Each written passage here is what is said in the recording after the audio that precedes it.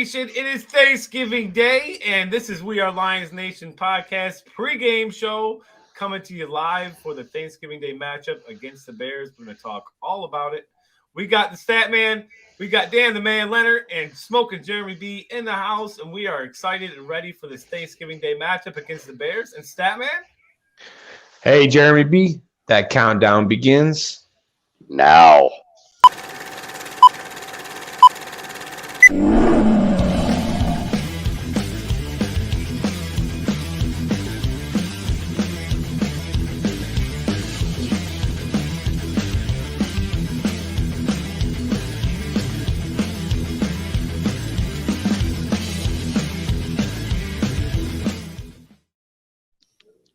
Game day, baby. Thanksgiving. Happy Thanksgiving, everyone. Yes, happy Thanksgiving to everyone. Look, we already got a bunch of people popping in right now, and we got some comments coming in. Let's check it out. We got Uncle Bud in the house saying, "Let's kick some Bears' butt. Go Lions." What's up, Uncle Bud? Let's do it. Facebook user says, "Go Lions," and Zach J in the house saying, "Happy Thanksgiving." What's up, Zach? Happy Thanksgiving. Happy Thanksgiving. Happy Thanksgiving, Lions Nation. Glad to hear from everybody. All right. Yes. Since it is Thanksgiving, why don't we go around and start with you, Stat Man. What's your Thanksgiving Day plans tonight? What do you got? Big plans? Oh, I'm going to watch the game, and my wife's going to make meatloaf and homemade mashed potatoes later. All right. A little bit different. But it's just you guys this year, so you can do whatever you want to. So, yeah. Dan. Yes, sir. What do you guys got going on over there? We're cooking enough to feed a freaking army over here. 2 turkeys, hams, corn, potatoes, yams, beans, everything. And JB, I know you got a feast coming your way as well. Yeah, I'm going to eat mass quantities of food and possibly put myself in a coma. Yeah, I don't know what I'm doing yet. I have no idea. What I'm eating tonight for Thanksgiving. But meatloaf sounds really good, though. I'm gonna have to make some meatloaf. I'm kind of disappointed in you two not having turkey. I don't care, like it or not. Living Up Leonard says, "Happy Thanksgiving, guys. Happy Thanksgiving." Happy Thanksgiving, Mrs. Leonard. Facebook viewers, happy Thanksgiving, guys. God bless your family and friends. That's Joseph. Happy Thanksgiving to you too, Joseph. Happy Thanksgiving. Hopefully we'll get our first win today. Not hopefully, we will. We're going to win today. They better. I'm drinking the Kool-Aid. Playoffs. I'm drinking that Kool-Aid. Here we come, playoffs. That's all I got to say. Starting today.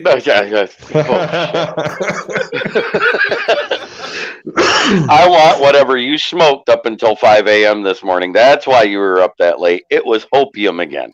Oh, opium. Man, I had such a no, that's straight opium. That's probably meth, actually. Horrible night. Horrible night. Straight up meth. That's what we do here in the UP on base. That's kind of true, though. It really does happen up here a lot. Yeah, more than people realize. Before we get into the injury report, there's something that I seen floating around yesterday that I wanted to bring up. I waited to bring up till today. There's people saying that the Lions should not be playing on Thanksgiving anymore. I want to know what your guys' thoughts are on that topic. Starting with you, Statman. I have one opinion for those people.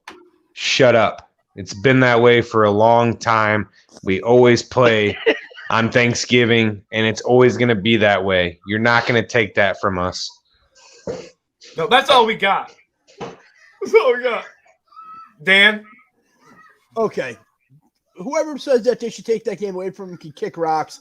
The Cowboys and the Lions took that game when nobody else wanted to, when everybody else refused to. Mm-hmm. So they could all whistle Dixie. Let's go even further back, because back in the day, TV was barely on, or football was barely on TV until the Lions decided to do the Thanksgiving Day game for the first time in conjunction with WJR Radio in 1935. We started the Thanksgiving Day tradition. There would not be Thanksgiving game football if it wasn't for the Lions starting it back then. Perfectly said. The league said they wanted somebody to take it, and the Lions were one of the only teams that said, okay, sure. Everybody else didn't know they wanted to be with their families there. Now the other teams want it because it's another primetime game. Yep. Well, Zach J says it's Smoking Jeremy, not Smoking Soul Man. Very true. And Uncle Bud, I kind of like his What meal. about Jeremy smoking a soul man? He's having crab legs. That's not what was said. Crab legs and shrimp for me and my better half is what Uncle Bud says. I like that meal too. Man, that sounds good too. Not everybody has turkey. You don't have to have turkey on Thanksgiving. Yes, you do. And then you have to have the pies, and then you go to sleep, and you take a nap, and it's a beautiful thing. I could have Frosted Flakes for Thanksgiving. Who cares? That like hurts. That's not even American. Well, Andy's damn near Canadian. I am. Yeah, I know. Eh? Guten Hagen. Das Super. Das Jupe. Well, boys, let's take a quick. Before we do that, actually, I just seen something else that I want to do. So, right now we are currently sitting at 118 subscribers on that March to 1,000. Hey, if you're watching, you have not yet subscribed, hop on over to YouTube and hit that subscribe button. We appreciate that very much. And if you're watching right now, just take 1 second if you're watching on YouTube and click that like button because that helps us out with our YouTube stuff. So if you could do that, that would be amazing. Let's see some likes popping up. And remember, every Wednesday night, we had another successful Gridiron Chat show, our NFL show, every Wednesday at 7 p.m. Had a great Our show second one with fans. Yeah, we had a Patriots fan and a Jets fan. It was good fun. Got to hear perspective from the actual team in our featured division, which was really fun. Finally out of the closet fan. Yeah, we did. So catch us on Wednesdays, 7 p.m. for Gridiron Chat. Don't want to miss special. that. Good show. All right. So I'm going to pop up the injury report like usual. If you guys know or see anything that is different, just let me know. This was as of last night. We got Trinity Benson with a knee. He's out. Trey Flowers listed is out with a knee as well. Matt Nelson, ankle, out. AJ Parker, ankle, out. Vitae, concussion, out. And Jared Goff will play today. Last report I saw, he woke up and didn't bruise his mangina, so Goff is starting. Jared Goff starting. And Statman, no, we got to tell you, that was not the jersey that Statman started this day off in, just to say he had to throw the support in there once he found out. So, got to support my quarterback.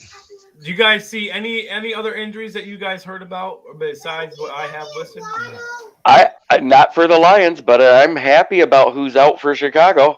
Yeah, why don't you tell everybody, JB, who's missing from Chicago today? Justin Fields is out with cracked ribs. We got Damian Wilson out with a groin injury. Or Williams, excuse me, Damian Williams. We got Allen Robinson dealing with a knee issue. And Akeem Hicks is still having a nagging injury that's lingered on for a couple of weeks now. So all four of them are out, which is a very good thing for Detroit. Yes, it is. That is a good thing for Detroit, but Montgomery still scares me. Yeah, Montgomery scares me, but he's running solid, but he's still not putting up those 100-yard games yet. So I think he's still running slightly tentative.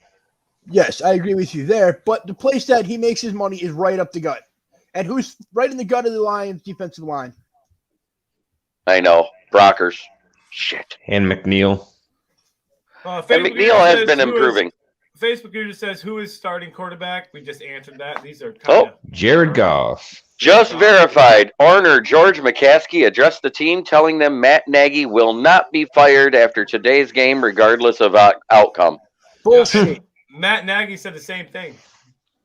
Yeah, you know why? So, it got leaked. That's why. If it didn't get leaked, he was fired.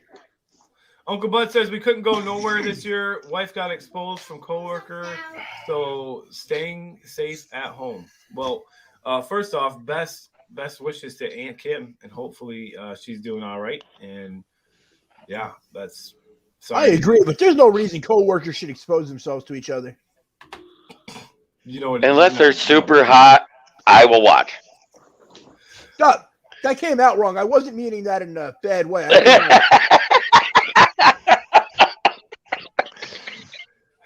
Zach, you know I'm going to catch all the innuendos. It really wasn't meant that way, though. Zach J says Tim Boyle is out with a hurt ego today. Yeah, probably.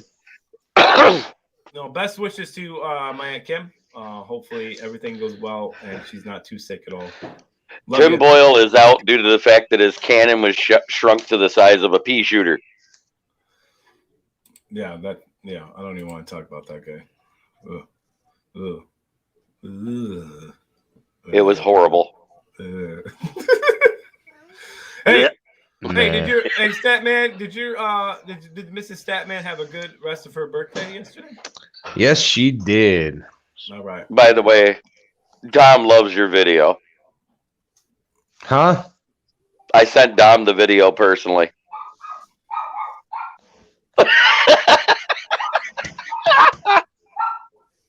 Don't watch it. Anybody that's watching right now, do not look for that video. Hey, don't we not have that like a interesting. commercial? Don't we have a commercial segment to throw in here right about now, Coleman? I have the video, and I'll share it again if anybody missed it. No, I mean like in here. Can't we just? I haven't got it. I had to fix it first before I can do it. Damn. Why are you So slacking? hey, Statman, how about them stats? How about them stats, buddy? So Chicago's defense allowed 240 points throughout their games this year. That's averaging 24 points per game. Detroit's defense has allowed 273 points. On average, that's 27.3 points per game. Detroit's offense has scored 160 points, which is about 16 points per game. And Chicago's offense has scored 163 points, which is about 16.3 points per game. I brought those stats up just by looking at those numbers. It's a fairly evenly matched game today, minus the injuries that have occurred to Chicago with all their big-time players, Akeem Hicks, Khalil Mack.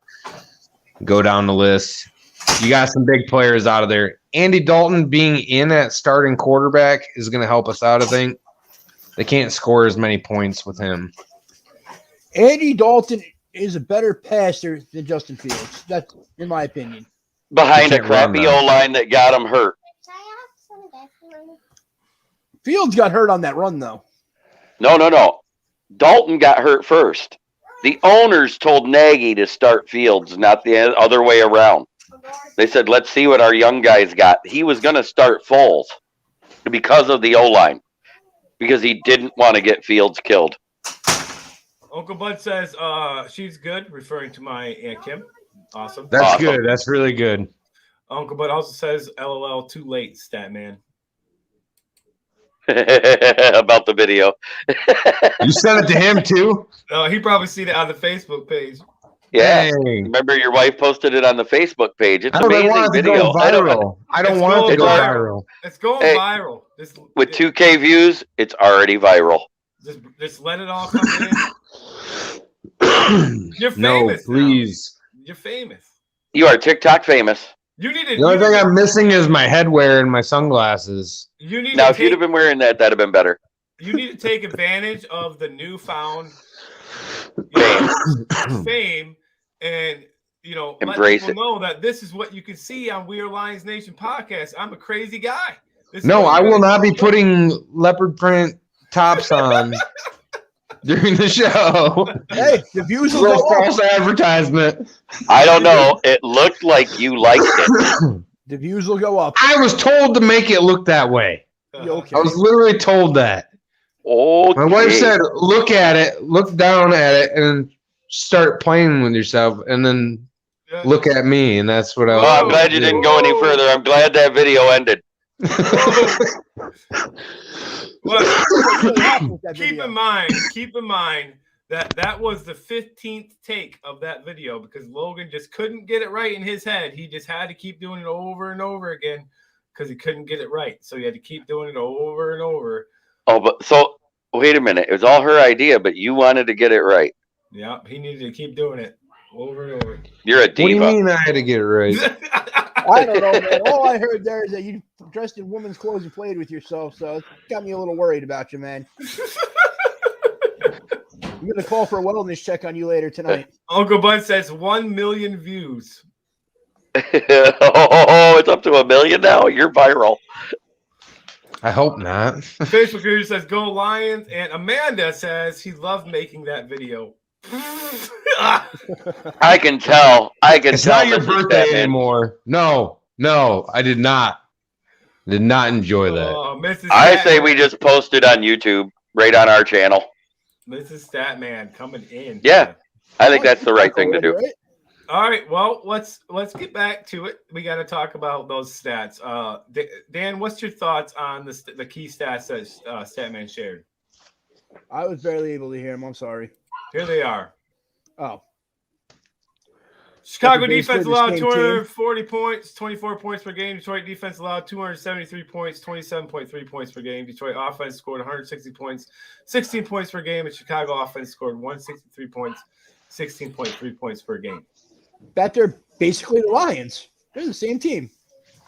I feel like they're really – I don't feel like there was much there of a difference.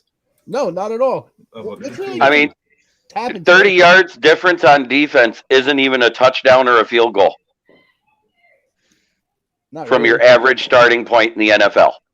So based on those numbers, what do we expect to see? Just based on those numbers, what if you just looked at that on paper, what kind of game are we looking at today? Low scoring tie. That's what it looks like. It looks like it's going to be. It does. It looks like a low-scoring tie. It's going to be super close. If anybody wins, it's going to be because of a mistake late in the game. It's going to be a field goal game. It's all going to depend on whose freaking line holds up better and gets the running game go.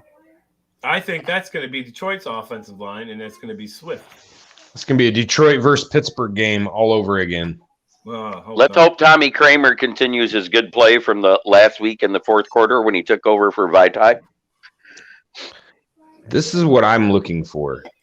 Goff getting the ball down the field. Mm-hmm. Why does everybody expect him to do something he hasn't done all season? Why? He's got Josh Reynolds to throw to now, his former teammate. I don't care. Unless they activated Johnson, who is the only true deep threat with the speed he has, because Josh Reynolds is just a 4-4 guy, just like Khalif Raymond, just like Trinity Benson, just like everybody else. Khalif Raymond seems pretty quick to me. He's got a great burst, but his top speed is 4.4. Top speed is top speed. Yeah, but you can't change it. You know, you tell me that there's no other deep threats on that team besides the guy Johnson. There is nobody with 4.3 speed on this team. I guarantee it. He's the only 4.3 guy on this team right now. Sage Surratt, 4.7. Tom Kennedy, 4.5. Speed Amon-Ra St. Brown, 4.5. Quintez Cephas, who has a great burst and looks faster and runs great routes, gets separation. He's only a 4.56 guy. Anybody remember Jerry Rice's 40? It was 4.7. The say 4.6, 4.7, just like Sage Surratt. But he was an excellent route runner. Yeah, you have to be able to run routes correctly. We don't have that guy. We saw that last week. Josh Reynolds looked like he was lost running routes. It might be different week to week. We'll see what Josh Reynolds comes out to play today. I'm expecting 2 weeks to digest the playbook. I'm expecting it to be a DeAndre Swift go-off game again. Oh, I feel like that too. I feel. I'm hoping that happens. Oh, I expect it. That's back-to-back weeks of over 100 yards and a touchdown. He's going to do it again. He's the number one producer on our offense. You can't say that he's not going to have that happen because no team has been able to really stop him or corral him in from either making receiving plays or running plays. Even prior to Williams being hurt, you could see he was getting ready to snap one off every time, and they'd go back to Williams. So that stifled his production. His momentum got shut down. Right. He started picking up speed. And Lynn talked about all preseason about going with the hot hand when they're going good. And he never did it. Yeah, but now look at the play calling has changed, and look where we're at. Two consecutive 100-yard games for DeAndre Swift. Zach J says Trinity Benson was supposed to be the route running guy. Schmidt. Yeah. Trinity Benson was a waste of 2 picks, and Michael Brockers was a waste of another. I think they were told they had to take Brockers to get the extra draft pick. Let's before we get to our keys to victory, let's take a look at our in the zone players for this game. I actually went with the same guy with Williams because I feel like last week he wasn't all there yet, but he's supposed to play today. So I'm hoping we see a little bit better running from Williams today. Statman going with Jared Goff. Smoking JB taking DeAndre Swift, and Dan the man Leonard is taking DeAndre Swift as well. All right, we'll start with you, Statman, Jared Goff. Goff's going off today, guys. Get ready. You're going to see a completely different Jared Goff today. Throwing the ball efficiently, downfield, 15-plus yards, because DeAndre Swift is going to open those plays up for him. Playoffs, baby. Well, that makes sense, but I think the only going off he's going to be doing is going off to the bench. Nope. Mm-mm. Today's the day where it all comes together. We score 42 points. You see this? This Kool-Aid does wonders for you. It does amazing things. Keep eating the cornbread. I like your pick, Statman. Dan, we'll start with you first. I pretty much know why you picked Swift, but go ahead, tell everybody. Because he's the only one in office that's any good. I look at him right now the way Tennessee uses Derrick Henry. Just feed him the ball and then feed him some more. And then after that, feed him some more. Because he's the only viable option they have right now. JB? I chose DeAndre Swift basically for the same reason, but I don't want to see him getting more than 15 to 18 touches per game. And here's why. Look at Derrick Henry. He was on pace for 463 touches, and he's injured now. You don't want to do that to Swift. Yeah, but you know what? He's had over 300 touches for how many years in a row, man? The guy's taking a beating. And it was, what, an He had 400 touches for 3 years in a row, and it was over 250 the year before that. Yeah, Swift isn't even close to that. I don't think Swift can take it 40 times a game for the rest of the season and hit 400. He already has a bunch of touches this year between receptions and running. Receptions don't matter. Those are touches. That's running the ball. That's getting tackled. It's not the same. They all count as touches. They count them as touches. And going through the middle of the line. Big difference.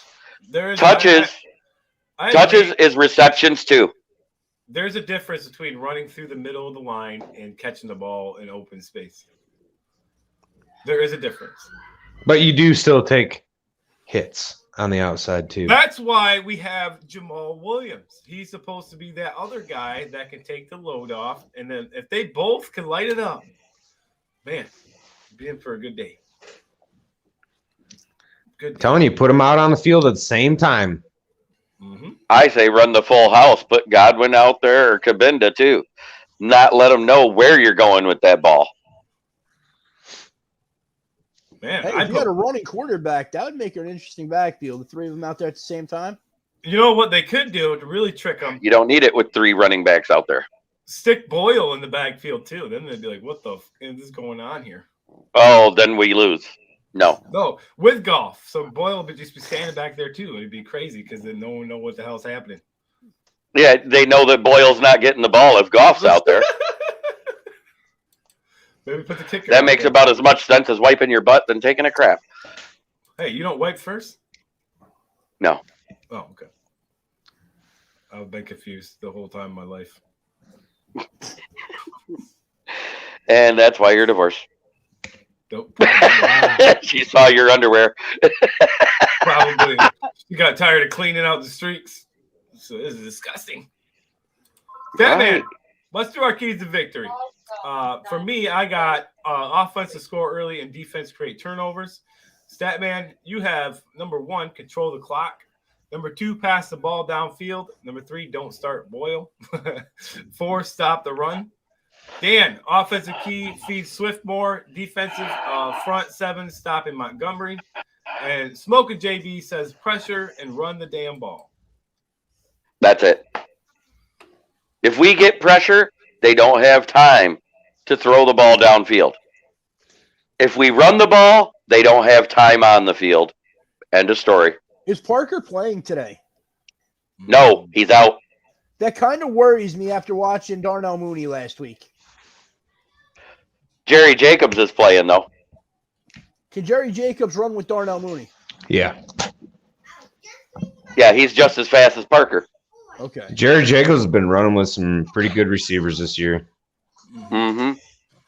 Like, I worry Because less about AL Robinson than I do about Mooney, though, because Mooney's got. Have you guys noticed they really haven't taken AO off of the twos? Because when they put him on ones, he gets beat all the time. So they put him back to the twos, and they've been switching off between Jerry Jacobs and AJ Parker all season on covering the ones. I see no reason to freaking do that. You get a corner, have them lock one side of the field, and leave them there. There's no need to have your players freaking travel the field unless you have like superstars coming in there that you know your guy's gonna get beat on. But you watch most of the games for all the teams. They have more success when you let a player stay on one side of the field. They get more familiarity with it. AO is a 2 in this league, the way he plays. Can Okuda be that number 1? God, I don't see it right. I would have loved to see what Okuda could have done this year if he would have been healthy and how he. Yeah, because at the end of that 49ers game, he started to cover Deebo Samuel. He was actually hitting plays away. And then Kevin Strong fell on him as he fell down, and his Achilles tendon ruptured, and it was over. Yeah, I mean, I think he was on pace. I think he was going to have a really decent year until that happened. You know, that was so bad. I hated it. It was the first game. You can't say it would have been a decent year, but he looked like he was getting it. So he was going to improve throughout the season. I'm not going to say he was going to be an elite corner yet, because cornerbacks always take 3 years to develop. Look at Slay. His first 2 years, he was garbage. I'm not saying elite. I just think that from what we saw, I think there was going to definitely be some progress, and he was starting to get it, like you said. And I just wonder what he would have been like now, this far in the season. Statman, I want to talk about your keys to victory. Go ahead. You want to pop them back up for me? Yes, sir. All right. Control the clock. Obviously, you're going to want to keep their offense off the field. It's one of the points of the game. Pass the ball downfield. You know, you got to be able to throw the ball downfield because you cannot be one-sided on offense. They will target you. They will stop the run, and then you're going to be forced to pass, and then they're going to know exactly what you're going to try to do. So you cannot get into that situation. And don't start Boyle. Obviously, they're starting Goff today, so we have no worry of that. Thank Jesus. Yeah, thank the Lord. But that's a key to victory because I don't think we can win with that guy. And then run the ball. Swift's been running it very well the last 2 weeks. Probably one of the best in the league. I think he's second? Is he second in the league the last 2 weeks for rushing in yards? the league Behind Jonathan Taylor. Behind Jonathan Taylor. Yeah, don't stop something that is working so well. Don't stop it. Don't turn it off. Stay with it. I just hope that with the running game that we've had, it's going to help with a quarterback that can actually throw the ball and see some passes downfield. See, here's my thing. I do miss the passes downfield. I do miss seeing it. There's something about just seeing a pass downfield, you know, and I miss it. I have a theory on that. Goff used to complete a lot of deep passes when he was with the Rams. Go watch it. He had a very good pass percentage downfield in 2018 and 19. 2020, it went away because he pissed off McVay by hitting on his girlfriend. But that's another story. Robert Woods, Cooper Kupp, Andrew Whitworth is why he was able to throw a deep ball. I understand that. But I'm saying he had more time in Detroit. I think he's been dealing with this oblique strain all season, and that's why he can't throw it deep. And I think that's why you might not see it today, because he's not 100%, but Goff at 80% is better than both of our backups at 100%. Yes. Oh, and Andy, I had said that's because chicks love the long ball. Yes, they do. And I think we need to get Hawkinson more involved. Well, he's got to get open. You can't throw to a guy that's double and triple covered. There's ways to get him open, though, in schemes. And I think they need to try to do something to try to get him open. Wait, that's as much on Hawk to get open as it is on the scheme to get him open. If he's not running to an open part of the field, you can't get him the ball. You can't force it. Well, a lot of times this year, the defenses, knowing how our receiving core has been, they are shutting Hawkinson right now. Right. They put a linebacker, a safety, and a corner on him in his routes. They know what the routes are. He has an eight route tree. He really doesn't have the fly because he doesn't have elite top speed, but he has a good burst. So you take the fly route out, and he has the rest of them. And he's been triple covered all year. I've been watching and studying, and everybody's like, man, Hawk disappeared. Yeah, when you're blanketed like melted cheese, you can't do anything. Calvin Johnson would disagree with you. Calvin Johnson also had a bigger vertical and a bigger catch radius than Hawkinson ever dreamed of having. Calvin Johnson was a machine. I know. I just had to throw that out. He wasn't even a human being. The only guy that has even similar numbers to those catch radius and the vert, believe it or not, it's the guy the Steelers drafted last year, Chase Claypool. Zach J says, did anyone else find the Blau video weird? Dropping a video on a third-string quarterback that hasn't even played a snap? Yeah, I did. I don't know what he's talking about. He wanted to play. He felt like he should have played over Boyle, and maybe he should have. But that's beside the point. He's still a third-string quarterback for a reason, because when he did start in the NFL and the one drive he came in, he is now up to 8 fumbles in the NFL lost. What is the video? What did he do? It was a practice video of him throwing to the guys, but there was no defenders. So why does that make a difference? So he just made a video by himself throwing the ball to the receiver. Yeah, he probably took some clips from preseason or something, or one of the practices, because they film all the practices. I don't understand why that's a big deal. Even ones that aren't for their team. I just feel like that's a shot at Nick. I know it was. Not every quarterback's going to come in and just play lights out without any on or in-game experience in the NFL. The speed's a lot faster. You can't really judge Blau on the first couple starts that he's had. Same as I hate to say it, but Boyle either. No, that's what I was saying. I expected him to play bad because he was out for 12 straight weeks. Comes back, has 5 practices, and says, "Hey, guess what? You're starting." Yeah, in my opinion on the Blau-Boyle thing, I just felt like Blau had more in-game experience playing in games, so I felt like he would have been a better option for us to have him in there. That was my point on that. He had more reps with the team. Starting Boyle honestly made 0 sense. It did to me too. And I said that. I said, out of the two, I'd rather have Blau. And I told you this. I said, but the difference is Blau has never had a cannon. His longest completion, the 6 games that he played in the stead of Matthew Stafford, his longest completion was 17. I thought he had that big bomb to Galladay. That wasn't a bomb to Galladay. It was a screenplay that Galladay broke free on. Oh, okay. That wasn't a bomb. That wasn't a bomb. That ball traveled 2.1 yards. Hey, he still gets credit for all those yards, though, on stats. Yeah, I understand, but it wasn't a bomb. Victor says, "Happy Thanksgiving, guys. Hope we get that win today." Yeah, happy Thanksgiving. Happy Thanksgiving, Victor. This is my stance on the win today. This is their best chance, and if they don't win, it'll be their only chance. Because the confidence of the players, the coaching staff, and everything will plummet at 0-10-1. And you won't see a win the rest of the season. No. Today marks the playoff run. Good Lord, stop it. Andy, I think you guys may statistically be eliminated now, actually. We are. No, we are. I called the NFL.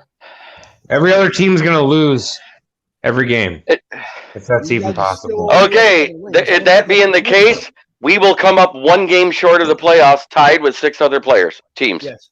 Because they'll all have. Because our best record will be 7-9-1. Yep. There will be 8-win teams ahead of us. let's just hope for a few victories. Here, the other game that I could see them winning would be the Seattle game. For all my friends that have bet the over on the season, I pray you get the 3 wins from here on out, so you at least get the push, and Vegas doesn't get their 10%.